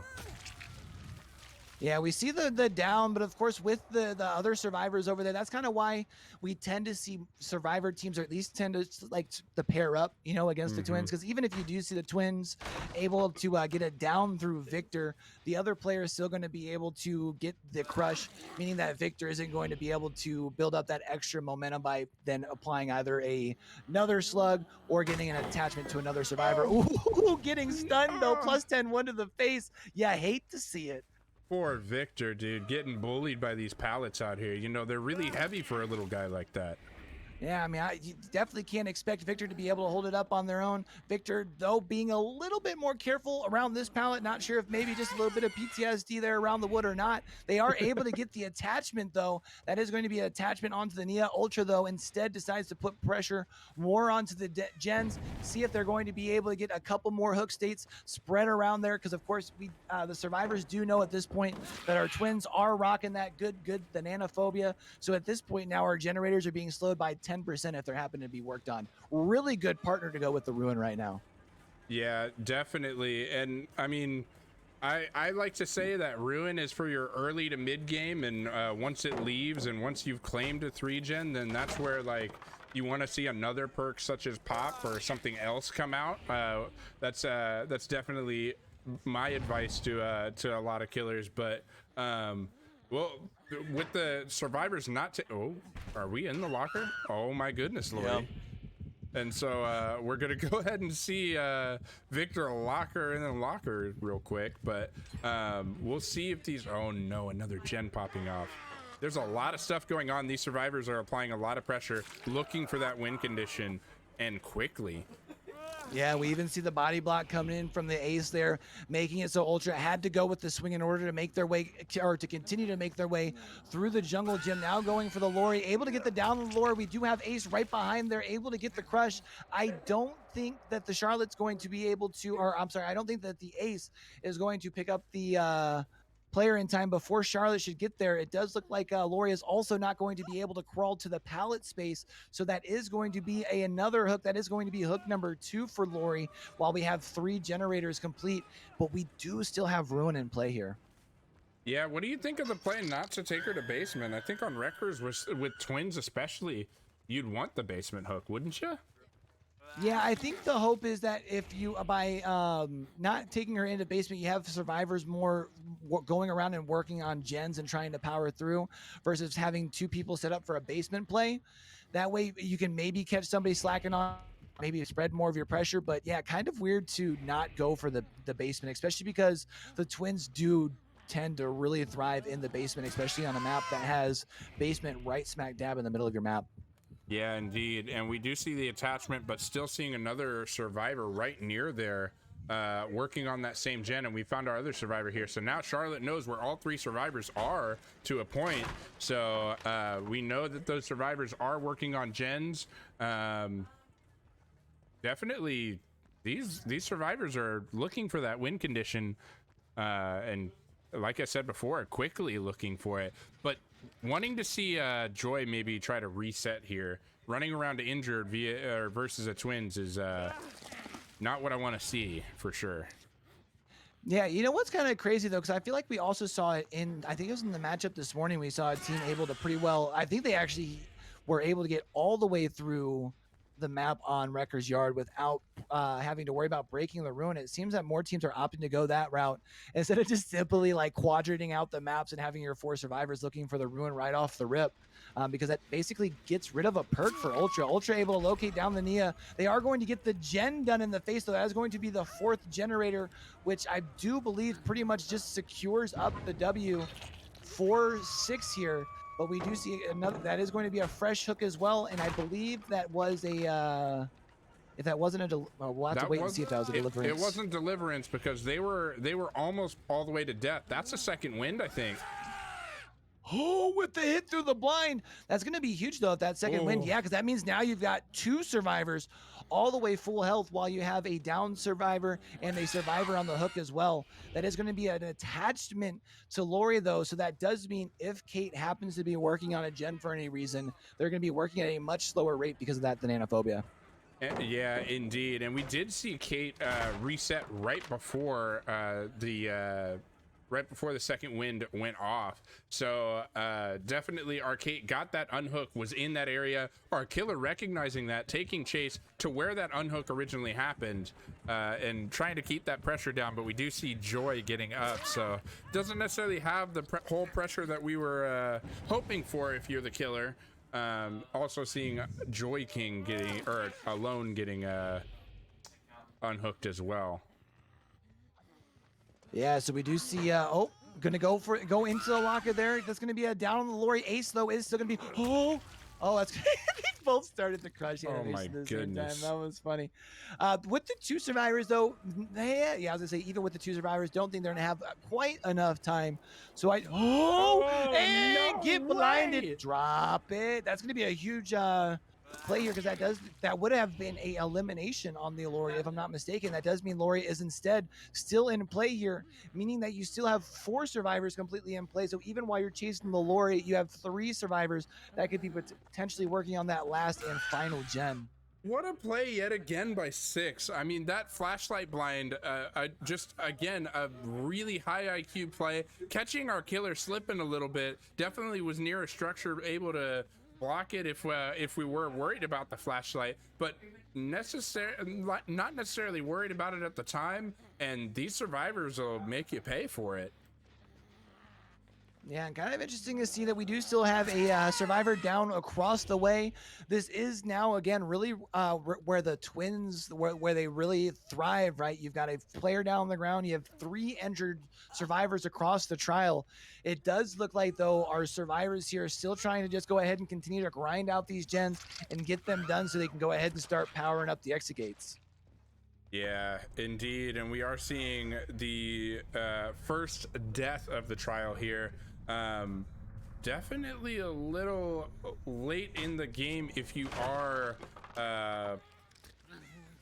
ultra. You were wanting to see that possibly happen earlier, but definitely still a great performance so far from our twins, having all these injured survivors as well. And doesn't appear that Joy is grouped up with another survivor, so maybe able to get a easy down here as well. Yeah. Go ahead.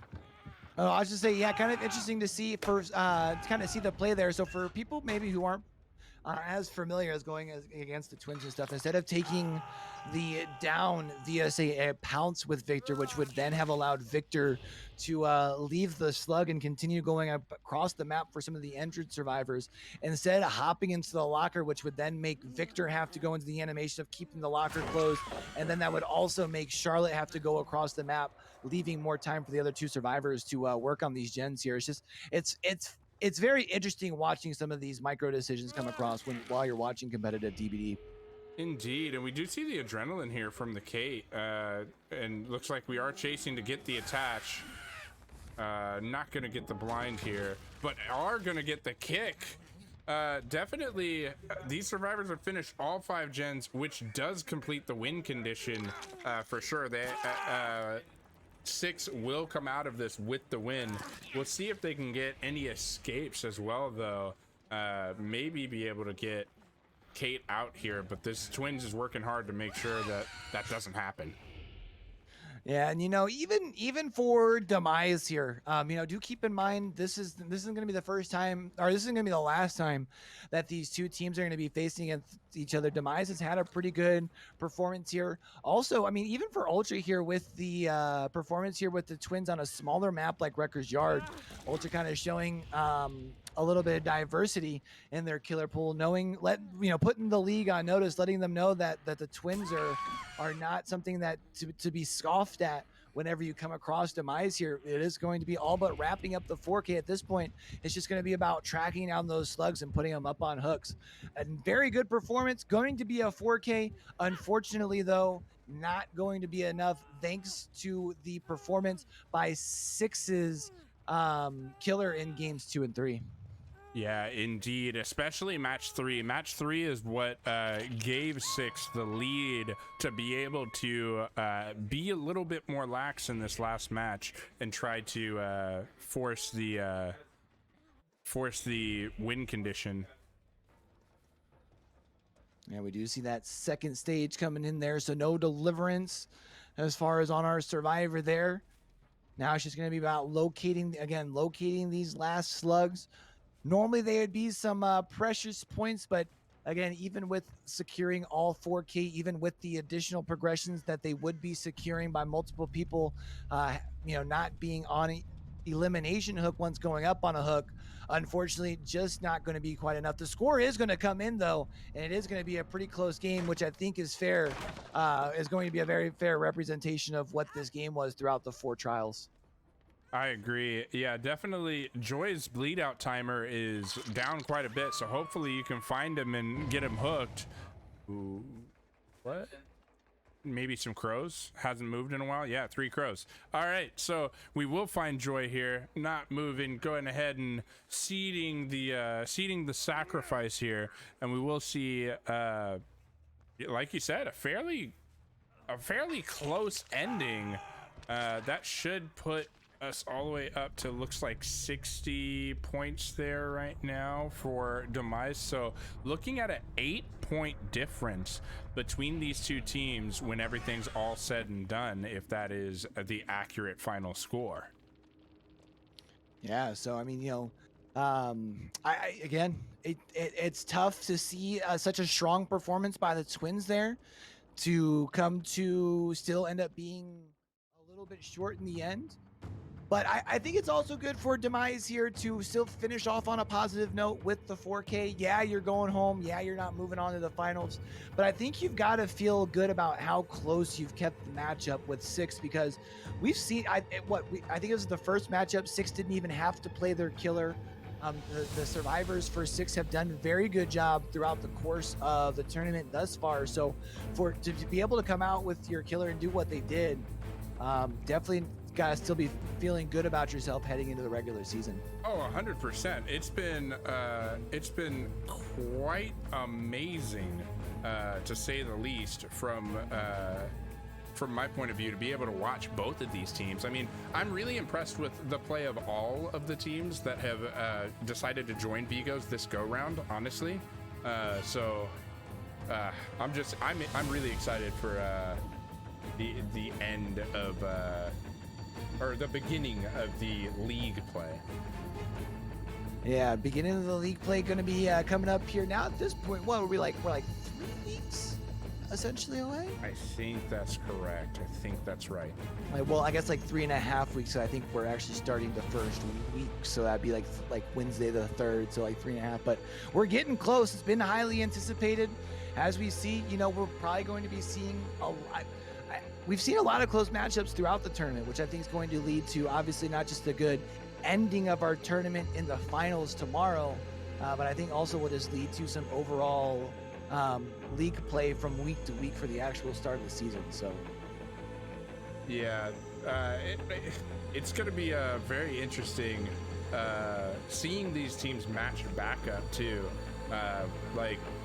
In league play, we may see this be yet another, I've been saying it the whole time. I've been saying I think we're seeing beginnings of potential rivalries within all of these teams that will be going into A League for Vigos. So definitely really exciting to see that the level of competition in A League is so close. It's almost going to be like you know how they say like any given Sunday or any given Saturday. It really is going to be any given week. This could have gone the other way, honestly. These teams are very well matched. Yeah, I think what we're kind of seeing throughout the course here is we're seeing, I think, because competitive DVD is kind of starting to build up more traction and build up more ground. More teams are starting to get together, which means more teams have more people that they could potentially. There are more options when it comes to scrims and things like that, right? So if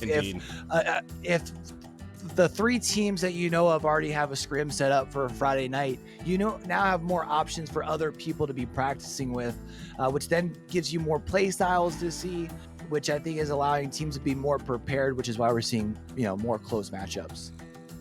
Yeah, indeed. And we actually are going to have we're going to have Joy King from 6 join us for an interview here. So I'm going to go ahead and go to a BRB real quick while we get him set up for this interview. Keep it here, Vigos Court.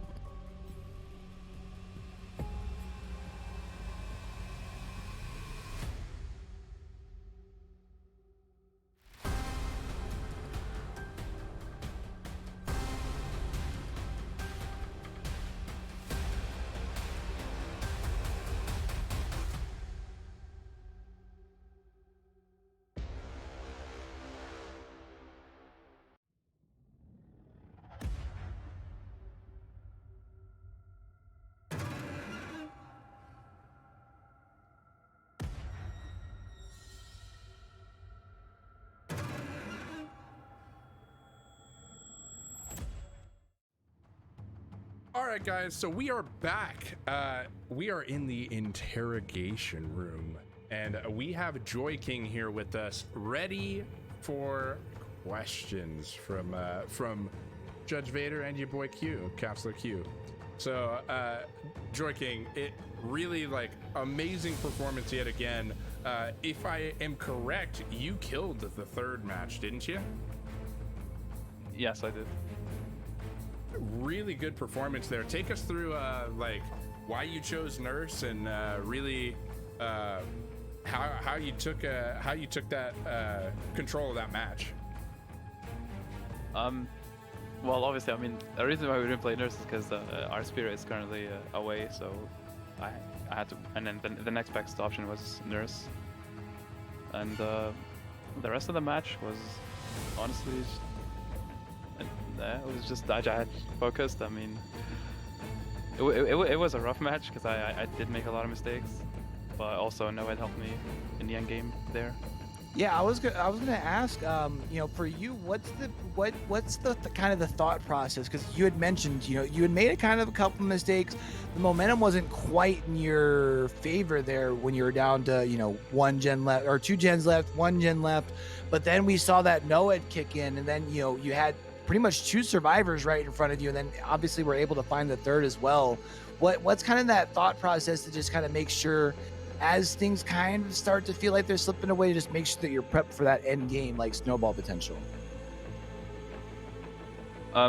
Yeah. I mean, I was, you start to panic whenever things are not going your way. So I had to stay calm,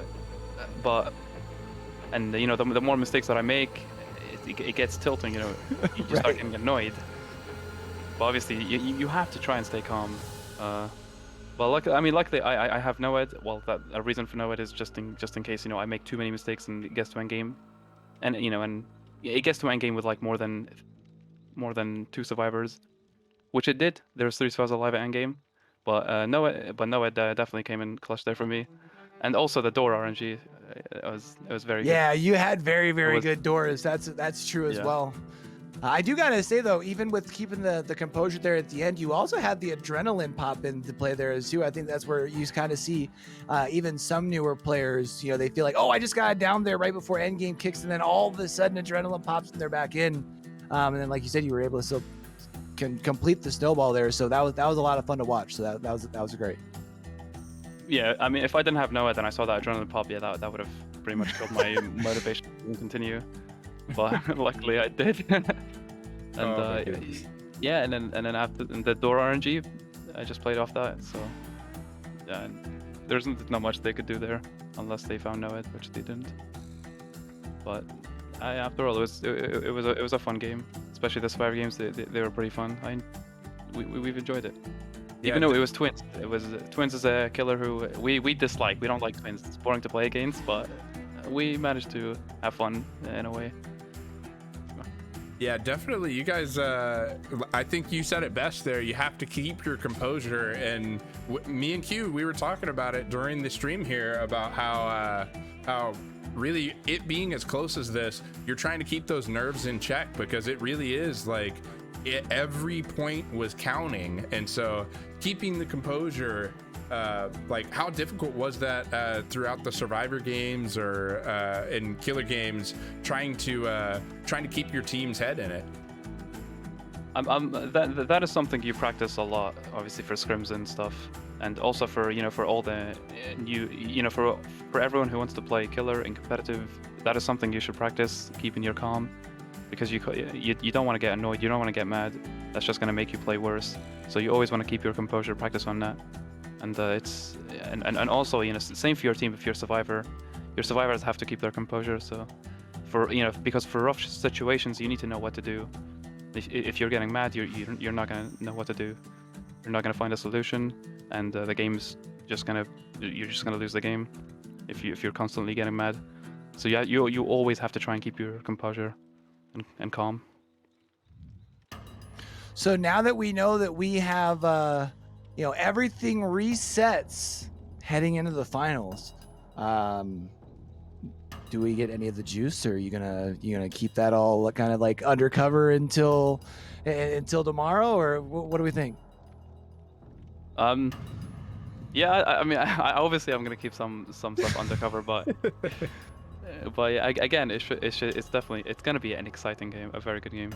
It's the finals. I mean, finals are always always an exciting match to look up to. It's gonna be great matches, just like today. It's gonna be a lot of fun to watch. I'm definitely excited to see him for sure. Like you guys have definitely put on a show for us in all of the matches, and we're gonna see you guys in Arctic Wolves. It's gonna be a good matchup. Yeah, it's gonna be a really good matchup. Their killer game has been very much on point from Wispy, and really, I said it after the first round. You guys came out with the most dominant performance from survivors that we had seen. Wispy came out with the most dominant performance we had seen from the killer perspective out of round 1. And I had been talking to Rambo and others within Vigo's court and going, how crazy would it be to see these two juggernauts match up? And we are indeed going to see these two juggernauts match up. Are you worried at all about playing against Wispy, or? Well, Wispy's a great killer. She's one of the best killers NA. Yeah. You know, obviously we know that, but we also know what we can do. So we're going to be trying our best and putting up the best performance we can against a great killer. Nice. Definitely, like, hey, I've got to say, every time I've interviewed you like, words spoken like a true captain. Like, definitely, you carry yourself very well. Always a pleasure having you on and able to ask all these questions. Q, you got any final questions for Joy King here? No, I gotta say, we've have appreciated the show that you guys have given us on both sides of the matchmaking, and I don't want to speak for everyone, but I know at least for myself, I very, very much look forward to the matchup tomorrow. So definitely good luck. Get yourself some good rest. Make sure you have your Wheaties tomorrow in the morning, and can't wait to see it. And for everybody else out there, Vigo's court, we are looking for mods. We are actively looking for more mods. So please, in the Discord, apply. We want to see you in here. Help us make Vigo's the best it can be. You want to become part of our team?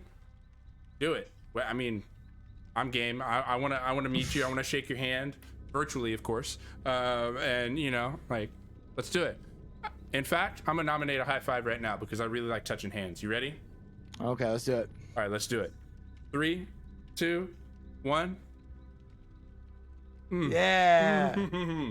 Choice. All right, so guys, we are going to go ahead and look to a raid today, and I'm gonna check and see. I think I know who we're gonna raid, but let's do a little look-see.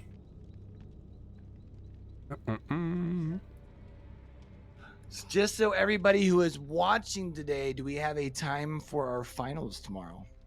I think we're gonna have to discuss that between Arctic Wolves and 6 here. So we'll keep an eye on the Discord chat just to make sure when that is available. All right. Sounds good. And then I'm gonna go ahead and say we're gonna raid that one guy D here. Ooh, that one guy D, huh? Show some Vigo's love. All right, guys, let me get this queued up. Boom. All right, so chat, it has been a pleasure to be your host, your judge today for these semifinals. And Q, I'm not gonna speak for you, but how's it been for you, Counselor Q? I have been thoroughly enjoying it. I know there is a lot of hype about bringing back Vigo's court, and I think we've kind of seen, not only just throughout the course of the 2 games today, but I think just throughout the course of our preliminary tournament here, getting to see exactly what kind of level of gameplay we can expect from week in and week out once we actually get into the regular season here. So I've been absolutely loving it. Oh yeah, dude. A lot of these matches have been giving me goosebumps, so I'm super excited. But guys, that's all from us. Court is adjourned. Go show some love to that one guy D, everybody, all right? Peace out.